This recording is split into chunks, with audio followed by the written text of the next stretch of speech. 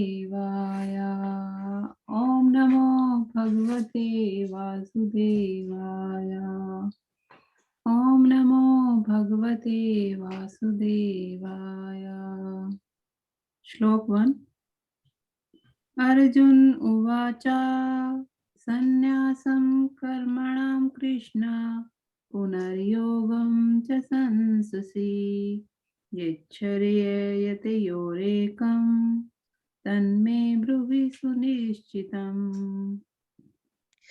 Arjun said, "O Krishna, first of all you asked me to renounce work, and then again you recommended work with devotion. Now will you kindly tell me definitely which of the two is more beneficial?" Shlok 2. Shri Bhagavan Uvacha Sanyasa Karam Yogascha Nishreya Sakra Vubho Tayostu Karma Sannyasya Karma Yogo Vishishyate. The personality of Godhead replied, "The renunciation of work and work in devotion are both good for liberation. But of the two, work in devotional service is better than renunciation of work." Text 3. Geyasya Nitya Sannyasi Yo na dveshti na kakshati Nirdvando hi mahabaho Sukham bandhat param uchyate. One who neither hates nor desires the fruit of his activities is known to be always renounced. Such a person, free from all dualities, easily overcomes material bondage and completely liberated. O mighty arm Arjun.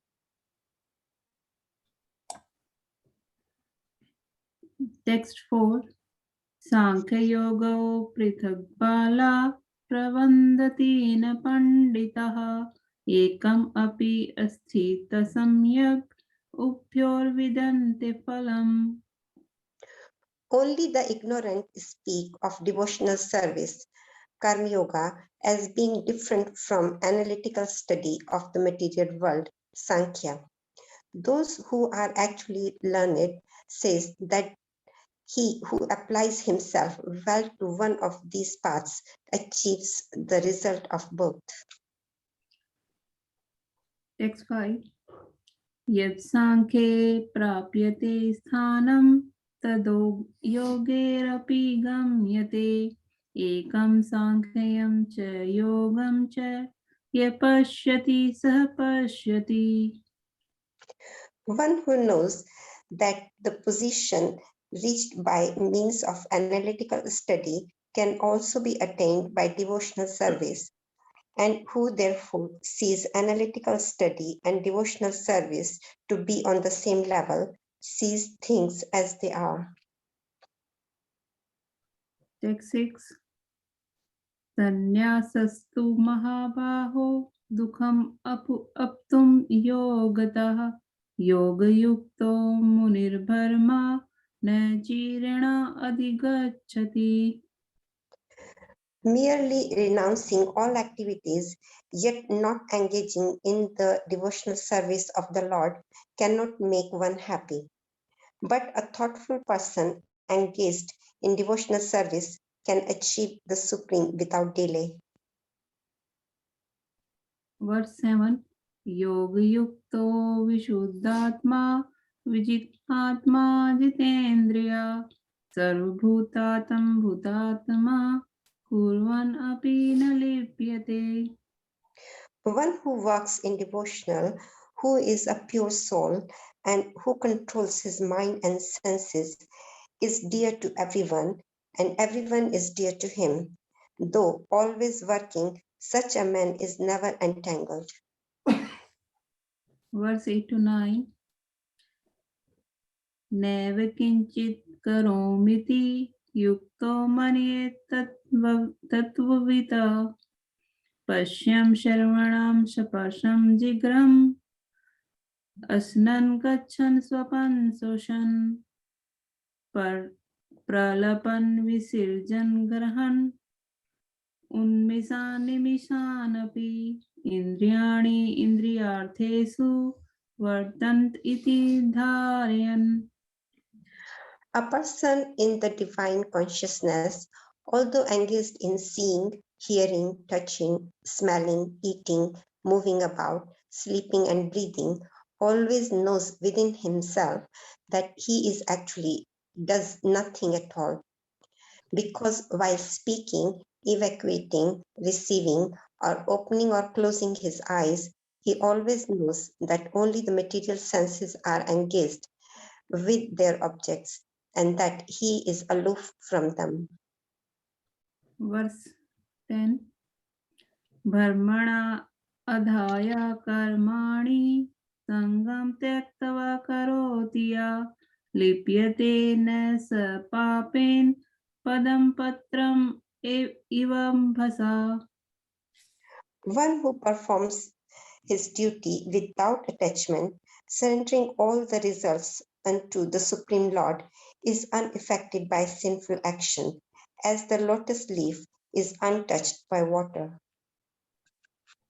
Verse 11.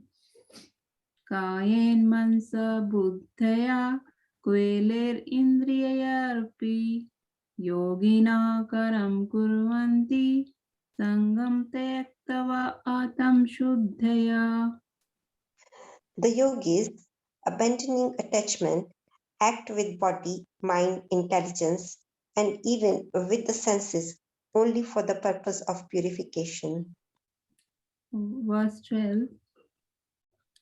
Yukta karm phalam tyaktva shantim apnoti neschikim ayuktaha kamakaren phale sakto nibadhyate. The steadily devoted soul attains unadulterated peace because he offers the result of all activities to me.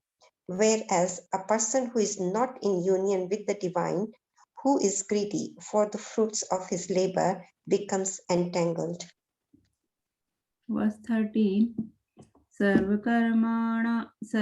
Sarvakarmani mansaha sannyasayaste sukham vashi navdvare pure dehi deva kurvanan karyan. When the embodied living being controls his nature and mentally renounces all actions, he resides happily in the city of 9 gates, the material body, neither working nor causing work to be done. Verse 14. Na kriti kritirtamam na karmani lokasya srijati prabhu na karma phal sanyogam svabhavastu parvartate. The embodied spirit, master of the city of his body, does not create activities, nor does he induce people to act, nor does he create the fruits of action. All this is enacted by the modes of material nature. Verse 15. Nadate kasyachit papam na chaiva sukritam vibhu ajnanena vritam janam tena muhyanti jantavaha. Nor does the Supreme Lord assume anyone's sinful or pious activities. Embodied beings, however, are bewildered because of the ignorance which covers their real knowledge. Verse 16. Jnanentu tadjnanam yesham nashitma tesham aditya vajnanam prakashyati tatparam. When, however, one is enlightened with the knowledge by which nescience is destroyed, then his knowledge reveals everything, as the sun lights up everything in the daytime. Verse 17. Tad buddhyas tad atmanas तन्निष्ठास्तत्परायणा गच्छन्ति पुनरावृतं ज्ञानानिर्धूतं कल्मषा. When one's intelligence, mind, faith, and refuse are all fixed in the Supreme, when one becomes fully cleansed of misgivings through complete knowledge and thus proceeds straight on the path of liberation. Verse 18. Vidya vinaya sampane brahmane gavihastini shuni cha shaupake cha pandita samdarshinaha.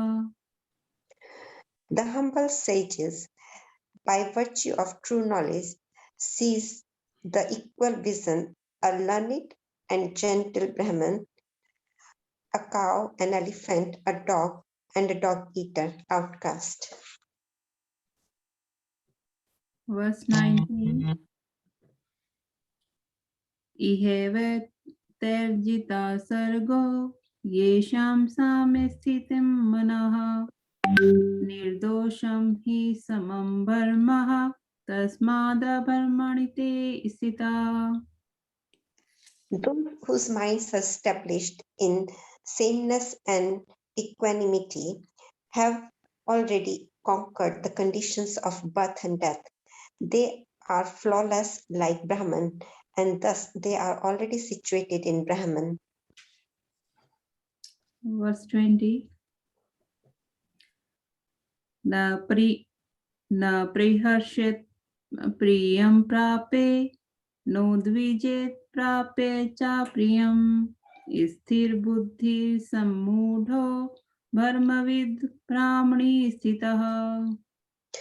A person who neither rejoices upon achieving something pleasant nor laments upon obtaining something unpleasant, who is self-intelligent, who is unbewildered, and who knows the signs of God, is already situated in transcendence. Verse 21. बाह्यस्पर्शेव असक्तात्मा विन्द्यते आत्मानि यत् सुखं स ब्रह्मयोगयुक्तात्मा सुखम् अक्षयम् अश्नुते. Such a liberated person is not attached to material sense pleasure, but is always in trance, enjoying the pleasure within. In this way, the self-realized person enjoys unlimited happiness, for he concentrates on the Supreme. Verse 22. ये हि संस्पर्शजा भोगा दुःखयोनेयेव ते अधि अनन्तवन्ता कौन्तेय न ते सुरं ते बुद्धः. An intelligent person does not take part in the source of misery, which are due to contact with the material senses. O son of Kunti, such pleasure have a beginning and an end, and so the wise man does not delight in them. Verse 23. शक्नोति एव ये सोढुं प्राक्शरीराविमोक्षणात् कामक्रोधो भवं वेगं स युक्ता स सुखी नरः. Before giving up this present body, if one is able to tolerate the urges of material senses and check the force of desire and anger, he is well situated and is happy in this world. Verse 24. यो अन्ता सुखो अरामस् तथान्तर्ज्योतिरेव यः स योगी ब्रह्मनिर्वाणं भर्मभूतो अधिगच्छति.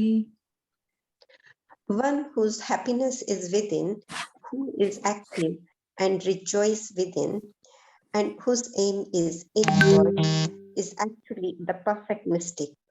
He is liberated in the Supreme, and ultimately he attains the Supreme. Verse 25. Labhante bharma nirvanam rischaya akshin kalmasha chindveda yatatmana sarvbhut hite rataha. Those who are beyond the dualities that arise from doubts, whose minds are engaged within, who are always busy working for the welfare of all living beings, and who are free from all sins, achieve liberation in the Supreme. Verse 26. Kamakrodha vimuktanam yetinam yatchetsam abhito bharma nirvanam vartate vidit atmanam. Those who are free from anger and all material desires, who are self-realized, self-disciplined, and constantly endeavoring for perfection, are assured of liberation in the Supreme in the very near future. Verse 27 to 28. Taparshan kritva bahirvarmasha chakshu dev antre bhurvo pranapano samukritva nasabhyan antracharino yetendriya mano buddhir munir moksha parayana vigat vigattecha bhaya krodho yah sada mukta eva sa.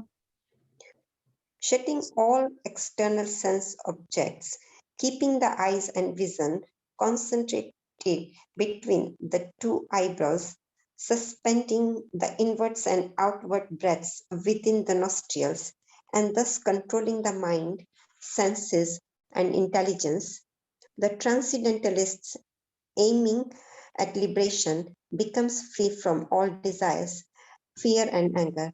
One who is always in this state is certainly liberated. Verse 29. Bhoktaram yagatapsam sarvalokam maheshwaram suhridam sarvabhutanam yatavamam shantim richati. A person in full consciousness of me, knowing me to be the ultimate beneficiary of all sacrifices and austerities, the Supreme Lord of all planets and demigods, and the benefactor and well-wisher of all living entities, attains peace from the pangs of material misery. Thank you. Thank you very much, Hare Leela Krishna. Mataji. Thank you. Please Seema excuse Mataji. if there is any mistakes. Oh, it's okay. It's fine. You did well.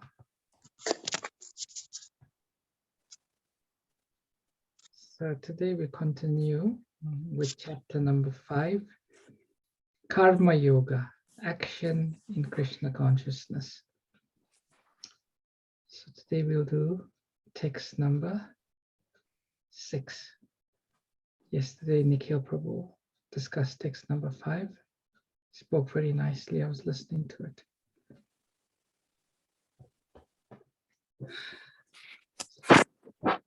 So before we recite, let's chant the Mangala Charana prayers. You can also join in behind muted mics. I'm sure many of you all by now know the Mangala Charana prayers.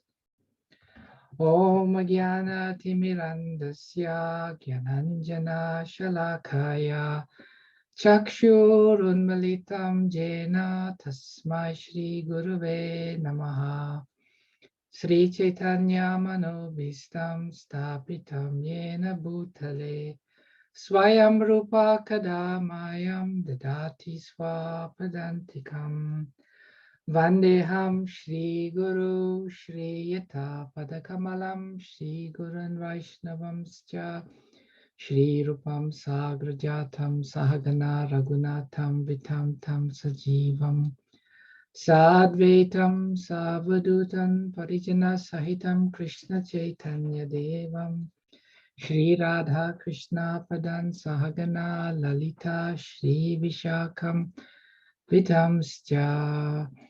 He Krishna Karuna Sindhu Dinabandhu Jagatpate Gopesha Gopika Kanta Radha Kanta Namastite Tapta Kanchana Gourangi Radhe Vrindavaneshwari Vrishabhanu Suti Devi Pranamami Hari Priye Vanchakalpa Turubhyascha Kripa Sindhubhyeva cha Patitanam Pavanebhyo Vaishnavebhyo Namo Namaha.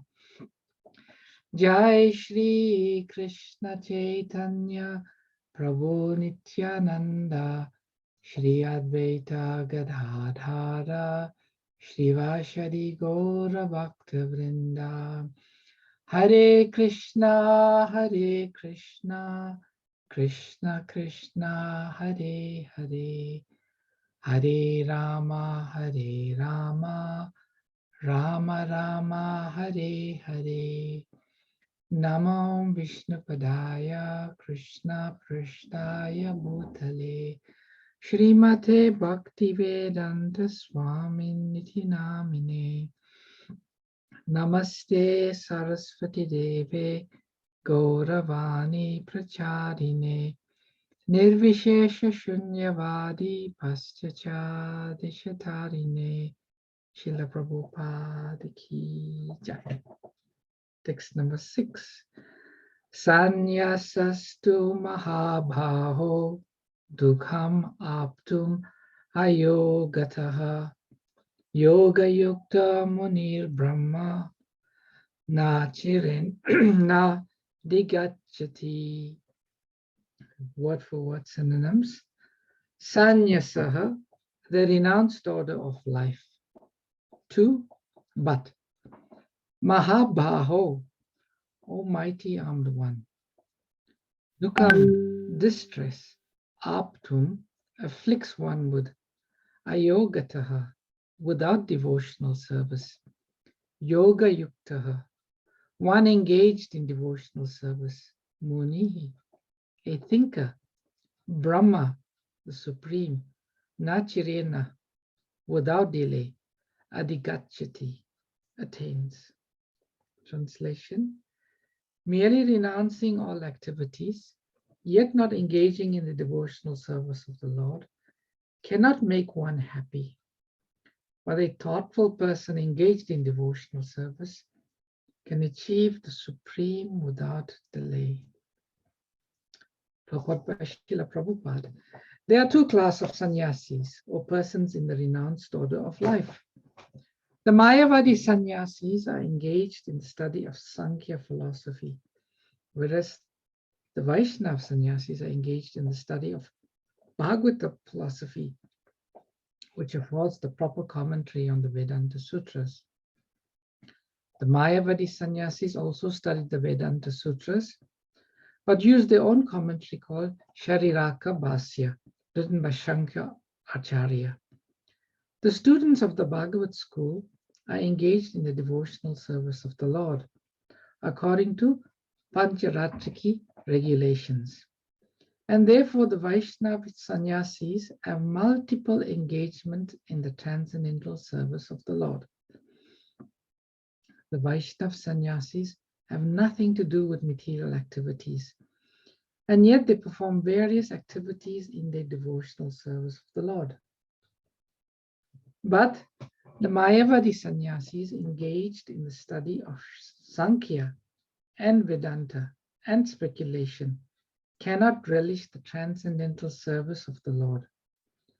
Because their studies become very tedious, they sometimes become tired of Brahman speculation, and thus they take shelter of the Bhagavatam without proper understanding. Consequently, their study of the Srimad Bhagavatam becomes troublesome. Dry speculations and impersonal interpretations by artificial means are all useless for the Mayavadi sannyasis.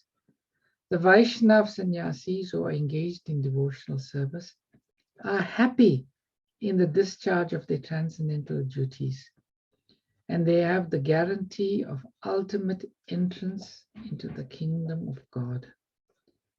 The Mayavadi sannyasis sometimes fall down from the path of self-realization and enter into material activities of a philanthropic and altruistic nature, which are nothing but material engagements.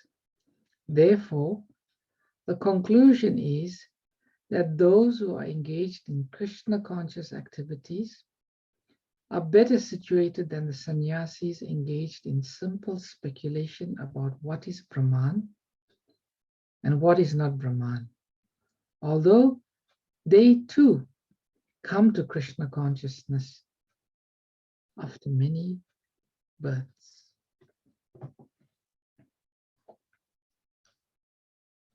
So the verse again, merely renouncing all activities, yet not engaging in the devotional service of the Lord, cannot make one happy.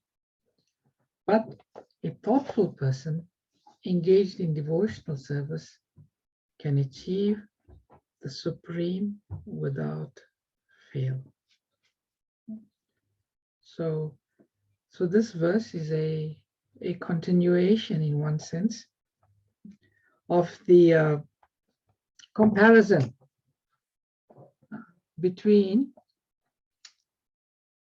mere renunciation and renunciation through the engagement in devotional service. And Prabhupada, the verse says that merely engaging in renunciation without adding devotional service cannot make one happy. So I'd like to hear from you. We have been discussing now for a few verses. Okay. Why is it that simply by renouncing activities, one cannot become happy?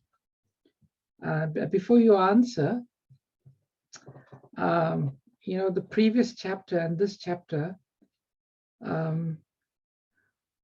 is about how to become free from karma. Just like a bird in a cage. The bird cannot escape from the cages because of the bars of the cage. It's trapped. So in the same way, we, the spirit souls in the material world, the cage that we're trying to escape from is impossible to escape through because of the reactions of our work. We have to work. When we work, we get reaction. When we get reaction, we have to come back and pay for the reaction. So we're caught up in that. So some people think, okay, if work caused me reactions and reactions cause me to be bound, then easy, I'll stop work. And if I stop work, I renounce all work, I renounce all activities, then there'll be no reaction. And in this way, I won't become more and more entangled. Some people apply this type of logic. But in this chapter, the Lord is explaining the flaws in this logic. And in this chapter, Krishna is saying, in this verse, stop activities. Stop all activities. You will never become happy. You will never become happy. So let's hear from you, dear devotees, some reasons why, if we just stop activities, we won't become happy. Would anyone like to? Hare Krishna, Prabhuji. Hare Krishna, Rupa Mataji. My humble obeisances to you. My humble I obeisance. can try. I think because spirit soul by nature is active, so we have to work, because Krishna says in one of the verses that you can, even to maintain your body, you have to work. So that's the first point. Second point will be like all the senses and the mind, all together, 6. We can't just stop the mind and the senses to not do any work. The mind will be, like Krishna says, it's a pretender, because mind will be dwelling on the sense object, and the senses will be attracted to the sense object. So Prabhupada says that if you engage your senses in devotional service of Krishna 24/7 and the mind, then obviously it's engaged. Then obviously, then you're doing a karma. There will be no reaction, because that's devotional service. Whereas we can't just sit down and sit still forever. We can't do that. Yes. Hare Some Krishna. nice, compelling reasons there. Thank you, Rupa Mataji.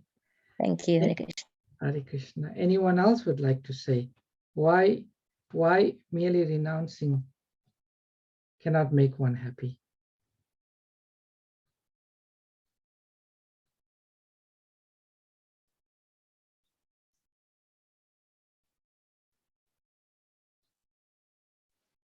Is it that person doesn't like be happy? Can I just say that when we are performing some duties, like performing, Krishna says, that in this world, a person should slowly learn to raise themselves from the anger, lust, greed, and whatever desire we have. Is that right? But instead, if one first gives up the duty, it is very difficult to purify yourself, because, purify the mind, because without pure mind, you cannot detach. The true detachment does not remain. It becomes like a distant dream. So maybe that we are not happy because of that, isn't it? Yes, you make a very important point there, Bhagavati Mataji, and this is purification. Simply by stopping all activities, there is no purification taking place. And if the heart is not pure, we become restless. So very good point you make. Krishangi Mataji, you wanted to add something? I was going to say, unless you become attached to Krishna, renunciation is of no use. You have to get attached to Krishna and do devotional service to Krishna, and then renunciation automatically comes by itself. Yes, you make a very important point also, Krishangi Mataji, that, simply by detaching, making the hand empty, there's nothing going to be. We still need to give it some engagement. Thank you. Jolly Mataji. Yeah, well, I'm just thinking, Yeah. I'm thinking about, it solely depends on what kind of activities you're doing, isn't it? Yeah.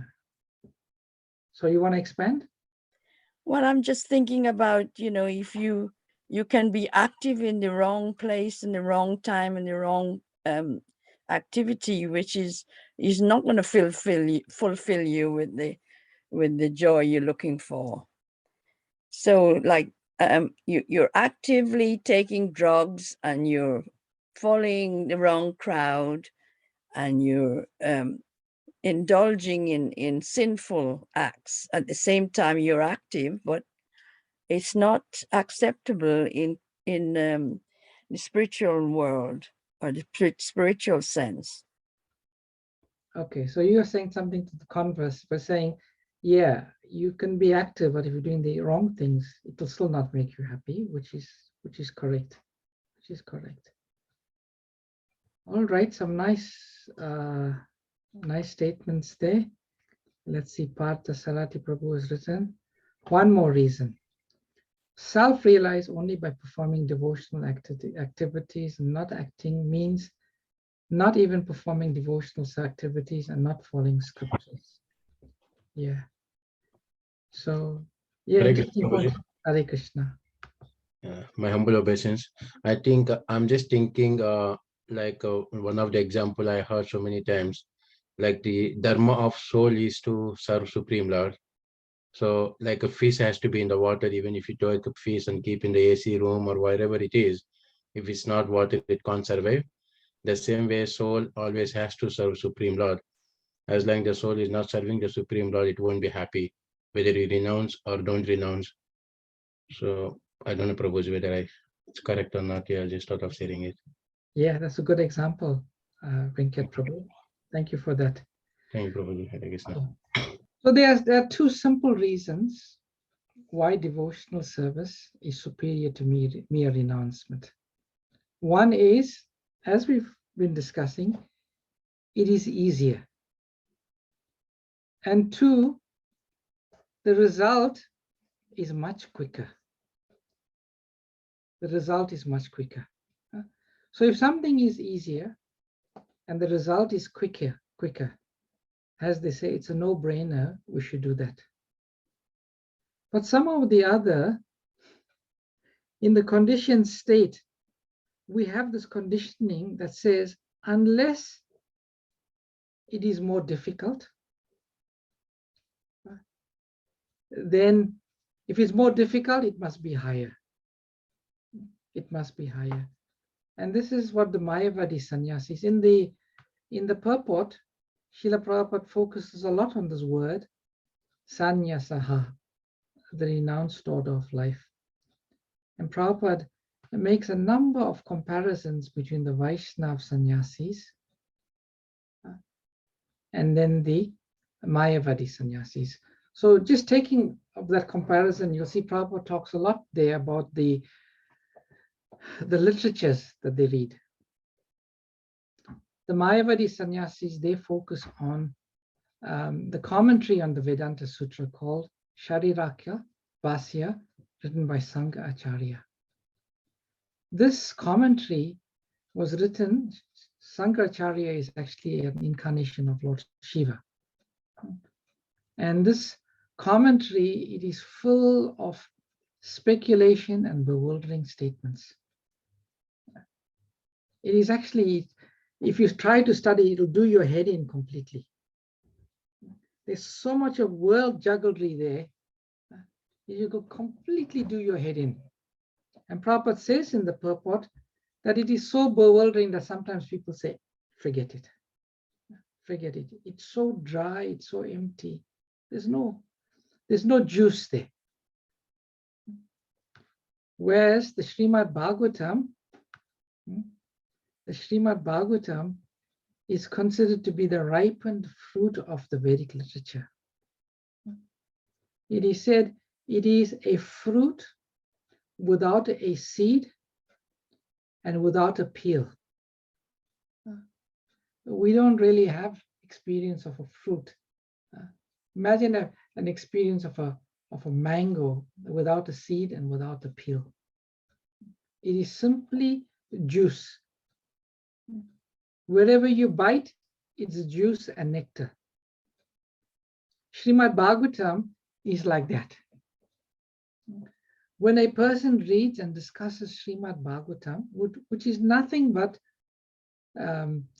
glorification of the pastimes of the Lord and his great devotees, one feels so much of satisfaction, so much of happiness. And this is Srimad Bhagavatam, and this is devotional service. And Prabhupada says in the purport, sometimes that the Mayavadis, they get so fed up of reading the Sharirakya Bhasya commentary that they go to Srimad Bhagavatam. But then Prabhupada says something quite interesting. He says, consequently, their study of the Srimad Bhagavatam becomes troublesome. Now that is a very interesting statement, because we've just said that Srimad Bhagavatam is nothing but juice, nothing but rasa, nothing but nectar. But Prabhupada says, but the Mayavadis, when they try to study the Bhagavatam, it becomes troublesome. So how do we rationalize that statement? Would anyone like to give their understanding? Or what Prabhupada is really trying to say here? Is that without performing or without doing any devotion to it? Is that what they are doing, Mayavadis? they're reading it, they're getting into it, but they are not taking it seriously as Krishna is the supreme.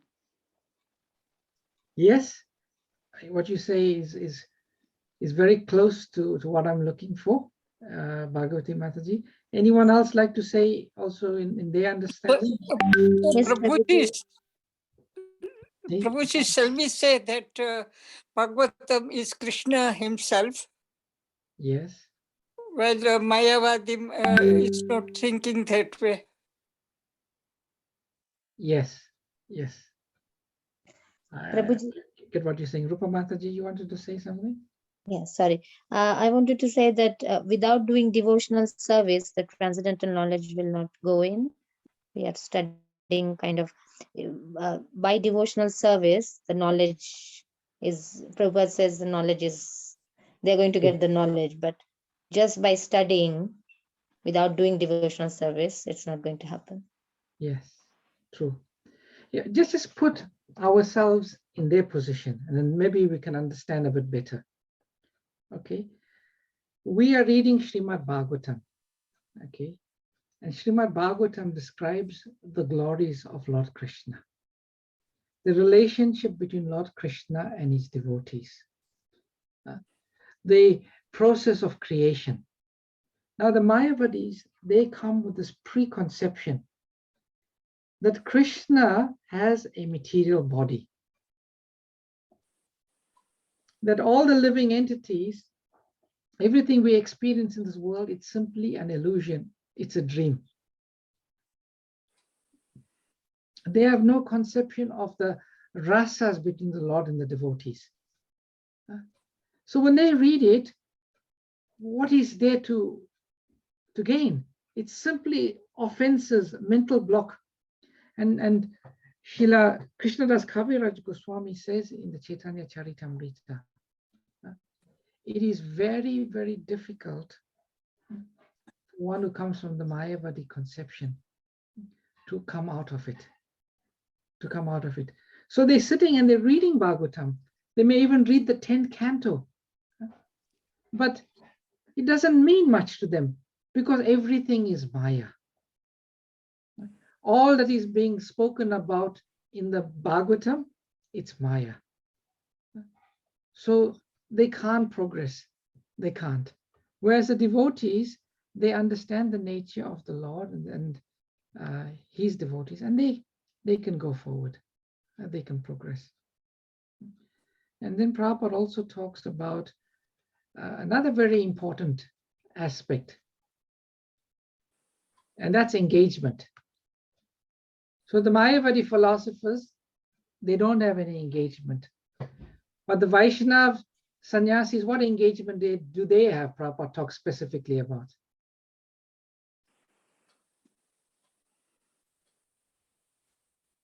What is the specific engagement of the Vaishnav sannyasi Prabhupada talks about in the purport that keeps them engaged fully? Is that karma yoga? No. Devotion service. Karma. Sorry, what you were saying, Venkat Prabhu? Devotional service. Yeah, but what particular type of devotional service? Prabhupada? Shravanam and Smaranam. That is there, but not in the purport. Okay. Is it karma sannyas? No, that's renunciation, isn't it? Okay. I will read to you. Deity worship, like a whole day, Yes. because they are doing it like cooking for Krishna, cleaning Yes. the temple for Krishna, for everything for Krishna. So just, engage, full day engagement. Yeah. To them. Prabhupada writes here, the students of the Bhagavad school are engaged in the devotional service of the Lord. How are they engaged? According to the Pancharatriki regulations. And therefore the Vaishnav sannyasis have multiple engagements in the transcendental service of the Lord. They're offering the Lord something to smell. They're offering the Lord something to drink. They're offering the Lord some warm cloth. They're offering the Lord some bed to sleep on. And even we see the Vaishnav sannyasis, even if they are Babajis, typically in the example in our tradition, the Goswamis, Sanatan Goswami, who was his deity? Madan Mohan. Madan Mohan. And he was offering him chapatis every day. Srila Rupa Goswami. Who was his deity? Govinda Dev. No, Govinda Dev. Govinda Dev, Radha Govinda Dev in Jaipur. You can go and see them today. You can go and see them today. They were engaged in the Pancharatrika Vidi. Madhavendra Puri, who was also the spiritual master of Ishvara Puri, he was engaged in the worship of Gopal. He was going and collecting sandalwood. He was trying to find out the best recipe for sweet rice to offer the Gopal deity. So the Vaishnavas, they are engaging everything in the service of the Lord. And thus, they are very easily able to attach themselves to Krishna. So in this way, we can see there's a vast difference between the mere renunciation of activities and the engagement of devotional service. One process is easy, one process is joyful, and one process gives the results very quickly, and the other process is dry. It's difficult, and it takes a long time. Prabhupada says here in the end that they will come to Krishna consciousness, but after many births, after many, many births, until they meet a devotee. When Prabhupada went to South Africa in the 70s, there was a Mayavadi sannyasi from the Divine Life Society. His name was Atmananda Swami. And this Swami, he was very fortunate. He came to meet Srila Prabhupada. And when Prabhupada met him, they had some nice conversations. And after the Swami has left, Prabhupada said, he has been a yogi for many, many births, but he keeps coming back and keep coming back. But fortunate for him, in that birth, he met Srila Prabhupada, and his seed of bhakti was planted. So unless these renunciants meet a pure devotee, they will carry on taking birth till eventually, if they meet a pure devotee, then they will get the opportunity to advance in spiritual life. So it's got a bit over today. It's 8:35. I think I should stop here. Although there's many. You can read in the Bhagavatam. You can read about the 4 Kumaras. They were renunciants, but they haven't really had the taste for devotional service. But one day they smelt the fragrance of the tulsi leaves that had been offered to the Lord's lotus feet. And simply by smelling that, they became captivated. So you can read that in the 3rd canto, 15th chapter, from text 43 onwards. Very, very beautiful to see how the renunciants, they change. And it is remarkable. We see in the pastimes of Sri Chaitanya Mahaprabhu, the example of Sarvabhauma Bhattacharya, who was a householder, but he was very advanced in the path of renunciation and Vedanta. When he got the mercy of Sri Chaitanya Mahaprabhu, he couldn't even mention the word mukti.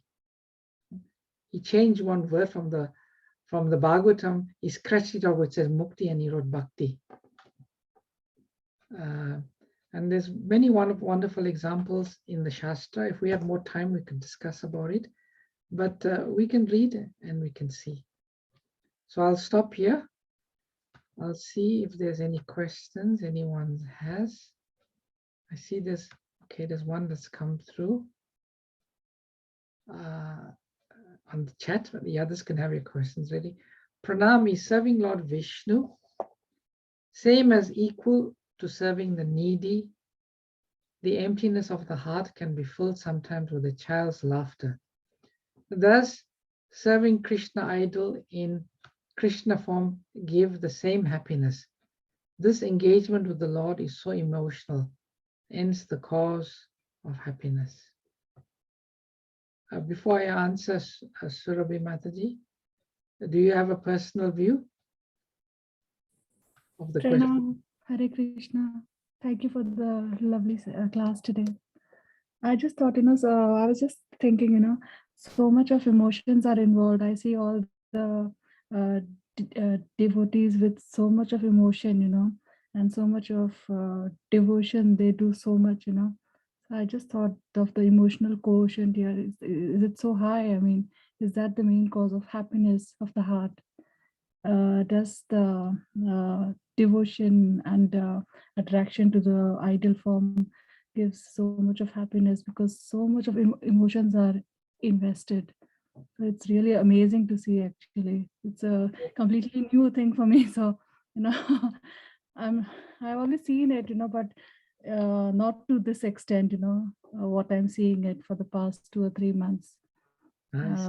And I see them so happy. I mean, it's nice actually, and I just thought, are the emotions invested in the Lord gives the full feeling of happiness to the heart? I was just thinking that because emotions are involved. I was just thinking about emotions. I don't understand much, but I was just thinking about on the emotional point of view. Yeah, that's a nice comment. It's the principle of Krishna consciousness is very simple. It's actually mystical. And the principle of bhakti is Krishna becomes happy. Okay. Oh, okay. And when Krishna becomes happy, then automatically the happiness we experience is unlimitedly more. Like we can serve the needy. Okay. And there can be some happiness, some joy, some satisfaction from serving the needy. But when we serve Krishna, it's as if Krishna is, imagine our heart. Our heart has got like an unlimited capacity. Yeah, that's what I was thinking, to feel happiness, right? And anything material, no matter how much you load it with anything material, it is minuscule compared to the capacity within the heart. True. But because Krishna is unlimited, Krishna says he enters into the heart of the devotee when he becomes pleased. And when Krishna enters into the heart, our hearts, Krishna is unlimited. So the joy and the happiness we feel is unlimited. That's what I was thinking. Thank you so much. I was just thinking from the viewpoint of the heart and the emotional, quotient involved in the service. Actually, that's what I was thinking. There's so much of emotions invested, and I think that gives everyone so much of happiness. I think, just giving a flower, offering a flower to Krishna, and to an idol for that matter. And I was just thinking from the heart and the emotional point of view. Thank you so much. I think, in the world, if people just understand this one very, very simple fact, that I am trying to be happy. I can try anything I want to in the world to become happy, right? It will be like a drop. But if I make Krishna happy, like I will tell you one story. There's one devotee, his name is Bhagavad Acharya. So he was from America and he went to India to serve Srila Prabhupada in India. And when he went into, they went into the Juhu temple, ISKCON in Mumbai. And they gave him the service to cook. And there they cook with wood fire. And it was the peak of summer. So he was cooking in this hot kitchen in the peak of summer. And the heat was intolerable. He was thinking, oh, I put the fan on, nothing. He was throwing cold water on himself, nothing. And then in the corner, he saw one picture of Krishna. And next to Krishna was a peacock fan. And then he decided, let me fan Krishna. So he took the fan and he started to fan Krishna. And he said when he was making Krishna cool, he felt completely cool. Yeah, All of the heat, all of this intolerable heat he was feeling, he just became overcome with a coolness. So in the same way, if we simply try for Krishna's happiness, let's try to make Krishna happy, then automatically we don't have to try any other way to become happy. We will experience the full happiness. That's the simple philosophy of Krishna consciousness. Yeah, this time I go to Mumbai, I will surely try to go to the ISKCON temple. I don't go to temples much, but I will surely go, hopefully. Thank you so much for the story. Thank you. Hare Krishna. Hare Krishna. So Kamalangi Mataji says in Bhagavad Gita chapter 12, text 5, Srila Prabhupada explains fully in the purport about why it is troublesome for the impersonal. Kamalangi Mataji, can I ask you to maybe quickly summarize what Srila Prabhupada says there? Prabhuji, I have to go through the books to look at it. I've read it before. Okay. Yeah. You've given us a good reference. Thank you for that. Yeah. Hare Krishna. Any other questions or comments? Hare Krishna, Prabhuji. Hare Krishna, Jali Mataji. What's the meaning of the Mayavadis behaving in that way? Because they read the scriptures and they understand the Gita and the Bhagavad. Well, they can accept. They don't want to accept the truth. Why is that? Because they indulge in the knowledge, they indulge in some of the things, but they're so rejecting. I don't understand why they're so rejecting. What's the meaning of it? Why do we have them? So in the Bhagavad Gita, Krishna explains that, I can't remember the next verse, but Krishna talks about two principles, the Isha and the Dvesha principle. I want to be the supreme. I want to be the controller and envy. So there are certain living entities, they are frustrated with the material world, but they still cannot give up the concept that they are the controller and they are the enjoyer. They cannot give up that concept. So because of this Isha and Dvesha principle, they cannot accept Krishna's personality. They want to deny Krishna's personality. So Krishna, wanting to fulfill their desire, has given them some sort of an intellectual philosophy. Just like the Darwinists, they got a theory that's almost crazy. But life as we experience it now, with the intricacies of DNA and all of that, it appeared by the principle of random mutation and natural selection. And they convinced themselves that yes, this world happened by chance. It could have happened by chance, and scientifically we can demonstrate it happened by chance. And Krishna says, okay, you want to deny me? I will give you knowledge and understanding by which you can deny me.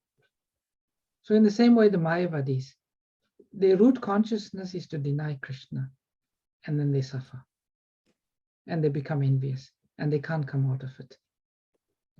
I'm not sure if that answers your question. Yeah, it does. But I mean, when they read the scriptures, they find out that Arjuna accepts him. Isn't that a good lesson for them to take forward? The Arjuna accepted Krishna, so we should accept Krishna. Yeah, Arjuna asked accepting him as the truth, you know, the Supreme Personality of Godhead, the truth. And that sticks out quite a bit. I'm surprised they didn't live up to that. No, they speculate, like this in Krishna says in the Bhagavad Gita, surrender unto me, become my devotee. So they say, you know, Krishna is not saying we should surrender unto him. Krishna means dark black. Black means unknown. Unknown means unknowable.